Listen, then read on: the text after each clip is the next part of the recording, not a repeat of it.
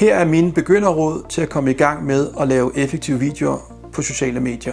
Tænk over, hvad formålet præcist er med den video, du vil poste. Gå direkte til pointen. Der er ikke tålmodighed til at høre på, hej, jeg hedder Søren fra virksomhed XXX, og jeg vil gerne i dag fortælle dig om bla bla bla. Det er en god idé at have en person med i videoen. På den måde så bliver det meget relaterbart og autentisk. Vælg eventuelt en medarbejder fra firmaet, som ikke er bange for at blive filmet. Lad være med at skrive et helt manus, som man skal huske ord for ord. Skriv i stedet for nogle stikord, som personen skal prøve at improvisere en samtale omkring. På den anden måde så bliver det hurtigt for reklameagtigt og alt for stift. Film med din iPhone eller tablet og film på højkant. Det er meget vigtigt, at du holder kameraet stille. Eventuelt sæt det på et stativ, hvis du har et, eller du kan placere det på et bord, hvor du støtter op af et eller andet. Sørg for, at det du filmer ser pænt ud, og der er en ordentlig baggrund.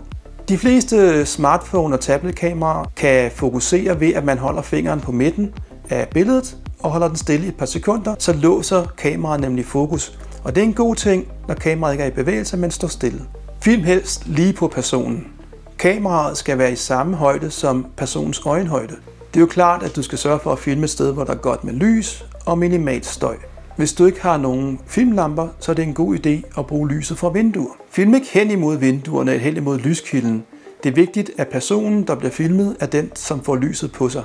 Hvis du ikke har en ekstern mikrofon, du kan sætte til din smartphone eller tablet, så husk, at mikrofonen er jo indbygget i din telefon eller tablet. Så derfor skal du ikke filme mere end maks 1 meter væk fra personen, så lyden bliver så god som muligt.